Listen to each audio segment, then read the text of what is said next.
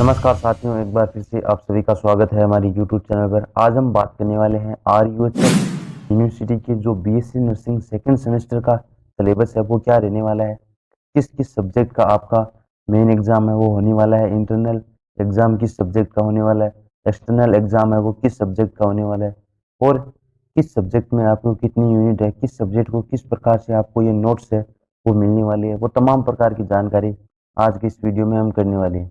आज हमारे चैनल पर अगर आप पहली बार विजिट कर रहे हैं तो चैनल को जरूर सब्सक्राइब करिएगा, क्योंकि हम RUHS से रिलेटेड हर एक जानकारी आपके साथ यहाँ पर शेयर करते हैं।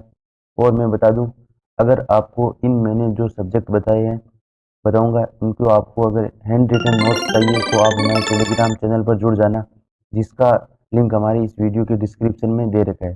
तो अब हम ज़्यादा आपका टाइम नहीं लेते हुए सीधे बात करते हैं मुद्दे पर कि आपका किस प्रकार से आपकी जो अप्लाइड बायोकेमिस्ट्री और न्यूट्रिशन और इसके साथ नर्सिंग फाउंडेशन सेकंड है उसका क्या क्या सिलेबस है, क्या क्या यूनिट है वो रहने वाली है, और इनका किस प्रकार से पेपर होने वाला है।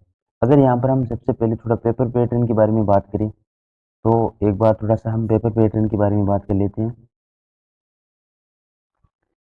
पेपर पैटर्न, तो पेपर पैटर्न में देखें तो आपके यहाँ पर जो 75 नंबर के दो ही पेपर यहाँ पर होने वाले हैं आपके, जिसमें एक पेपर तो होने वाला है आपका nursing foundation first and second का, जो आपका पेपर होने वाला है। तो जो फर्स्ट है जो नर्सिंग फाउंडेशन वो आपने फर्स्ट सेमेस्टर में पढ़ ली होगी, और सेकंड है वो आपको सेकंड सेमेस्टर में पढ़नी होगी।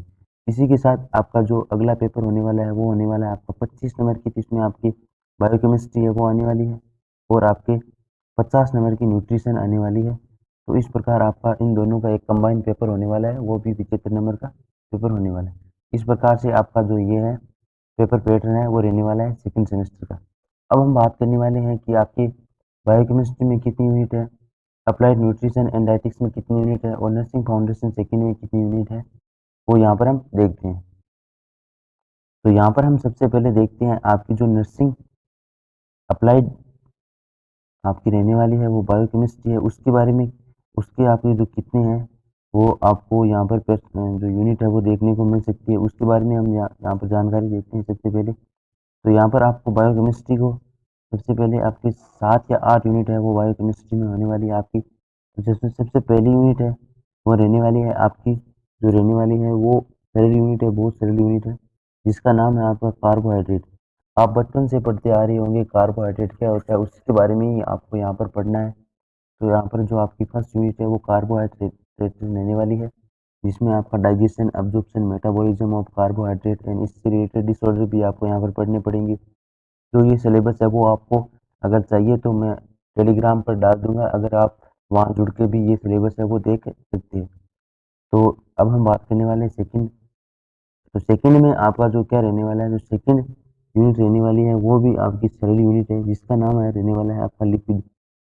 लिपिड या उसे फैट भी बोला जा सकता है। इसकी जो सेकंड यूनिट है वो ये रहने वाली है, इससे आपकी जो सेकंड यूनिट है वो आने वाली है। अब हम बात करने वाले हैं थर्ड यूनिट के बारे में कि थर्ड यूनिट में आपको क्या रहने वाला है। तो थर्ड यूनिट में आपका प्रोटीन है वो रहने वाला है। जो आपकी बायोकेमिस्ट्री में तीन ही यूनिट इंपॉर्टेंट है, सबसे पहले carbohydrate first unit, second unit lipid, इसी के साथ प्रोटीन थर्ड यूनिट जो वेरी वेरी इंपॉर्टेंट यूनिट है वो रहने वाली है। अब हम आगे बात करें फोर्थ यूनिट के बारे में। तो फोर्थ यूनिट भी क्या रहने वाली है, तो फोर्थ यूनिट रहने वाली है आपका क्लिनिकल एंजाइमोलॉजी है वो रहने वाली है। ये फोर्थ यूनिट है आपकी रहने वाली है। इसी के साथ फाइव यूनिट है वो इम्पोर्टेंट यूनिट रहने वाली है, इसको आप अच्छी तरीके से पढ़ के चले जाना। ये यूनिट है वो आपकी इम्पोर्टेंट है वो रहने वाली है, तो आपको इसको अच्छी तरीके से पढ़ के चले जाना है। अब हम आगे बात करते हैं आपकी सिक्स नंबर यूनिट, जो कि हीम कैटाबॉलिज्म है। आपको एक पीरियड में खत्म होने वाली यूनिट है, ये आपको अच्छी तरीके से पढ़ के चले जाना है। इसके बाद आपको seventh number unit organ function test, biochemical and parameter and normal value है, वो भी आपको अच्छी तरीके से पढ़ के चलना है, क्योंकि ये एमसीक्यू में क्वेश्चन है वो यहाँ पर पूछ सकते हैं, तो आपको पढ़ के चलना है। इसके बाद जो लास्ट यूनिट है उसका नाम है आपका इम्यूनोकेमिस्ट्री, जो कि बायोकेमिस्ट्री की जो आपकी लास्ट यूनिट है वो रहने वाली है। इसी के साथ हम आगे बात करें तो आप यहाँ पर अब न्यूट्रिशन एंड डाइटिक्स के बारे में देखने वाले हैं। तो इसका जो आपको पेपर है वो 50 नंबर का पेपर है वो देखने को मिलेगा। तो यहाँ पर हम बात करने वाले हैं इसकी क्या क्या यूनिट है वो रहने वाली है। तो इसकी यूनिट के बारे में देखें तो सबसे पहली यूनिट आपको यहाँ पर दिखाई दे रही होगी, वो रहने वाली है आपका इंट्रोडक्शन ऑफ न्यूट्रिशन। इसमें जो पहली यूनिट है वो रहने वाली है आपका इंट्रोडक्शन ऑफ न्यूट्रिशन। इसमें आपको न्यूट्रिशन के बारे में इंट्रोडक्शन, इसी के साथ आपको यहाँ पर जो जैसे आपकी बायोकेमिस्ट्री में थे उसी प्रकार कार्बोहाइड्रेट, प्रोटीन आपको यहाँ पर देखने को मिलेंगे। इसके बाद जो आपकी चौथी यूनिट है वो देखने को मिलेगी फैट। इसी के बाद पांचवी यूनिट जो आपकी प्रोटीन विटामिन है वो देखने को मिलेगी। Minerals 6 number unit, balance diet 7 number unit. इसी के साथ आपकी जो 8 नंबर यूनिट है वो रहने वाली है आपकी न्यूट्रिशन डिफिशियंसी डिसऑर्डर। इसको आपको अच्छी तरीके से पढ़ के चले जाना है। इसमें आपका पीईएम प्रोटीन एनर्जी माल न्यूट्रिशन इंपॉर्टेंट क्वेश्चन यहाँ पर बनता है। इसके बाद आपको जो थेराप्यूटिक डाइट है वो भी आपको अच्छी तरीके से पढ़ के चले जानी है, क्योंकि ये भी यूनिट है वो बहुत बार एग्जाम में पूछी जाती है। इसके बाद जो कुकिंग रूल एंड जो प्रिजर्वेशन के रूल है, या जो न्यूट्रिशन को किस प्रकार से प्रिजर्वेशन किया जाता है वो भी आपको अच्छी तरीके से पढ़ के जाया, ये भी आपको एग्जाम में पूछा जा सकता है। अब यहाँ पर हम देखें तो 9 नंबर यूनिट, तो 9 नंबर में यूनिट में आपको nutrition assessment and nutrition education है, इंपॉर्टेंट यूनिट है, बहुत अच्छी तरीके से आपको पढ़ के जाना है। इसी के साथ आपके जो यूनिट नंबर जो आपकी 12 रहने वाली है वो रहने वाली है आपके national nutritional programme and role of nurse. ये भी इम्पोर्टेंट यूनिट है, आपको अच्छी तरीके से पढ़ के जाना है। जो भी आपकी जितने भी आपके यहाँ पर जो न्यूट्रिशनल प्रोग्राम है वो अच्छी तरीके से आपके पढ़े होने चाहिए।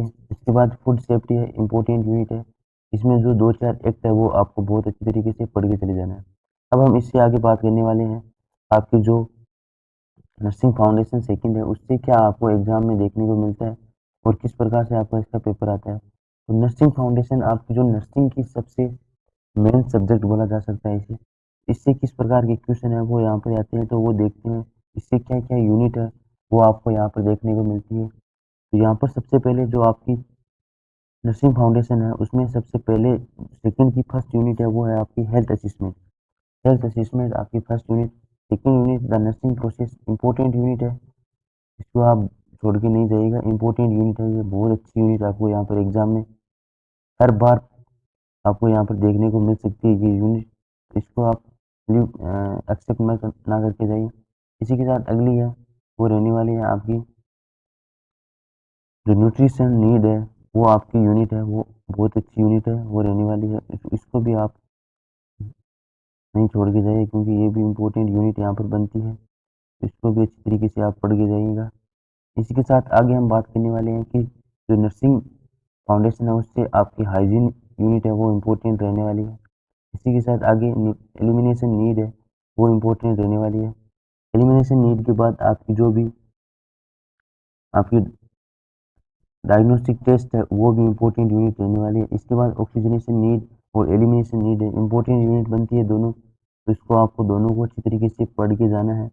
इसके साथ आपका अगला यूनिट वो मोस्ट इम्पोर्टेंट यूनिट आ जाती है fluid electrolyte and acid base imbalance, important unit है। इसको अच्छी तरीके से आपको अभी याद कर लेना है, क्योंकि आगे बहुत काम आने वाली है आपकी ये यूनिट। इसके बाद administration of medication, very very important unit, जो कि सीधे सीधे 15 नंबर में पूछी जाती है। इसी के साथ आगे जो आपकी सेंसरी नीड, उससे भी क्वेश्चन है वो पार कभी पूछ लेते हैं, इतना तो नहीं पूछते परंतु कभी पूछ लेते हैं, तो आपको इसको पढ़ के चले जानी है। इसके साथ आपकी जो यहाँ पर अगली यूनिट रहने वाली है उसका नाम है आपका care of terminal ill patient death and dying. ये यूनिट है वो अभी आपको पढ़ के जानी है। इसमें 5 या 2 नंबर से क्वेश्चन है वो देखने को मिल सकते हैं। इसी के साथ अगली है जो आपकी साइकोसोशल नीड है, उससे भी आपको यहाँ पर जो 2-4 यूनिट है वो देखने को मिलती है, जिसमें सेल्फ कॉन्सेप्ट है उससे क्वेश्चन आता है, सेक्सुअलिटी से क्वेश्चन आपको देखने को मिल सकता है। इसी के साथ आपको स्ट्रेस एंड अडेप्टेशन, ये आपको पढ़ के चले जाना है, क्योंकि स्ट्रेस से काफ़ी बार क्वेश्चन पूछा गया है, तो यहाँ पर पढ़ लेना। इसके बाद concept of cultural diversity and spirituality को आपको पढ़ के जाना है, ये भी इंपॉर्टेंट यूनिट हो सकती है। इसके बाद जो नर्सिंग थ्योरी है इसमें से आपको 2 या 3 थ्योरी है वो बहुत अच्छी तरीके से पढ़ के जानी है, जैसे environment theory, nursing Nightingale theory है वो आपको यहाँ पर पढ़ के जाना है। तो ये था आपका सेकंड सेमेस्टर का जो भी आपका सिलेबस था वो रहने वाला है। अगर आपको इस सिलेबस की पीडीएफ और जो भी आपको सेकंड सेमेस्टर में जितने भी सब्जेक्ट है उसकी नोट्स की पीडीएफ चाहिए तो आप हमारे टेलीग्राम चैनल पर जुड़ सकते हो, जिसका लिंक हमने इस वीडियो के डिस्क्रिप्शन में दे दिया है। आज के लिए बस इतना ही। जय हिंद, जय भारत।